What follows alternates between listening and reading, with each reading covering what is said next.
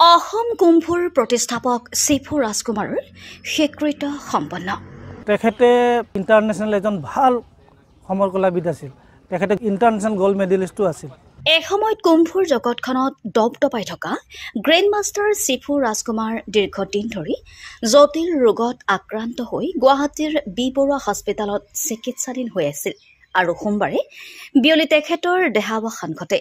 Shifu ৰাজকুমাৰে কেইবাটাও দশক জুৰি অসমত কুম্ভৰ প্ৰচাৰ আৰু প্ৰসাৰৰ বাবে নিৰবিচ্ছিন্নভাৱে কাম কৰি গৈছিল। তেখেত অসম কুম্ফু স্পৰ্টছ এছ'চিয়েশ্যনৰ প্ৰতিষ্ঠাপক সভাপতিৰ লগতে অল ইণ্ডিয়া কুম্ফু ফেডাৰেশ্যনৰ উপ-সভাপতি আছিল। সমৰকলাৰ যি পিতৃস্বৰূপ বুলি ক'বলৈ গ'লে তেখেতে আহি ইয়াত এছ'চিয়েশ্যন ক্লাববোৰ গঠন কৰি আমাৰ দৈৱ বসুমতাৰী ছাৰৰ লগত মিলি তেখেতে এইবোৰ কাম কৰিছিল আৰু এতিয়া আমাৰ প্ৰতিটো জিলা, প্ৰতিটো গাঁও, প্ৰতিটো স্কুলতে আমাৰ এই সমৰকলাৰ প্ৰশিক্ষণ কেন্দ্ৰ আছে। এইবোৰ সকলো তেখেতৰ দ্বাৰাহে হৈছিল। কুম্ফুৰ বাবে জীৱনত চিফু ৰাজকুমাৰে বহুতো ত্যাগ স্বীকাৰ কৰিছিল। সমগ্ৰ ধনশিৰি মহকুমাৰ লগতে বিগত বহু বছৰ ধৰি বোকাজান অঞ্চলত চিফু ৰাজকুমাৰে সহস্ৰাধিক ছাত্ৰ ছাত্ৰীক কুম্ফুৰ প্ৰশিক্ষণ প্ৰদান কৰি সফলতাৰ দিশত আগুৱাই নিছিল। আমাৰ কাৰ্বি আংলঙত গ'ল, কাৰ্বি আংলঙত গৈ তেখেতে এটা কুম্ফু একাডেমি প্ৰতিষ্ঠা কৰিলে আৰু সেই একাডেমিৰ জৰিয়তে তেখেতে নিজে বহুত কষ্ট কৰি তেখেতে উঠি অহা প্ৰজন্মক শিকাই আছিলে আৰু তেখেতৰ ষ্টুডেণ্টসকলে নেশ্যনেল আৰু ইণ্টাৰনেশ্যনেল লেভেলত গ'ল্ড মেডেল আজৰি আনিবলৈ সক্ষম হৈছিলে। তেখেত এজন ভাল সমৰকলাবিদ আছিল। অকল অসমতে নহয়, কাৰ্বি আংলঙতে নহয়, নেশ্যনেল লেভেল আৰু ইণ্টাৰনেশ্যনেল লেভেলতো তেখেতৰ নাম আছে। তেখেতে এজন ইণ্টাৰনেশ্যনেল ইনষ্ট্ৰাক্টৰো আছিল আৰু জুৰি মেম্বাৰো আছিল। তেখেতৰ মৃত্যুৰ বাতৰি বিয়পি পৰাৰ লগে লগে সমগ্ৰ অসমৰ লগতে বোকাজান আৰু ধনশিৰি মহকুমাৰ প্ৰতিগৰাকী শিষ্য শোকত ম্ৰিয়মান হৈ পৰে আৰু শেষকৃত্য অনুষ্ঠানত সৰুপথাৰ ৰুদ্ৰ তিনিআলিৰ বাসভৱনত শতাধিক গুণমুগ্ধৰে ভৰি পৰে।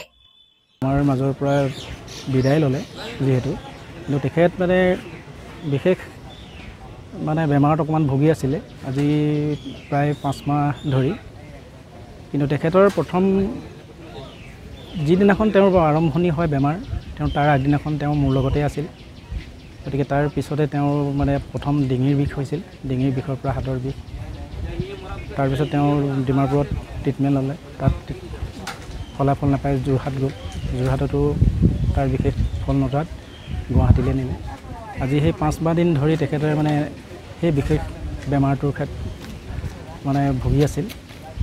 বহুতখিনি চিকিৎসা কৰিলে পৰিয়ালৰ ফালৰ পৰা, কিন্তু শেষত যোৱাকালি তেখেত 2:22 তেখেতে ইহলোকৰ পৰা পৰলোকগামী হ'ল। কিন্তু তেখেত এজন ভাল সমৰকলাবিদ আছিল।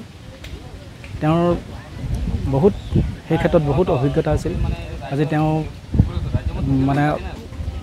গোলাঘাটৰ লগতে গোটেই অসমবাসীক তেওঁ প্ৰতিনিধিত্ব কৰিছিল। তেওঁৰ গোলাঘাট ডিষ্ট্ৰিক্টৰ তেওঁৰ এজন ফাউণ্ডাৰ আছিল সমৰকলাৰ, আৰু অসম এছ'চিয়েশ্যন সন্থাৰ তেওঁৰ সভাপতি আছিল আৰু তেখেত ভাৰতৰ কুম্ফু এছ'চিয়েশ্যনৰ তেওঁৰ ভাইচ প্ৰেছিডেণ্ট আছিল বুলি আমি জানিছিলোঁ। আৰু তেখেত গোটেই বোকাজানৰ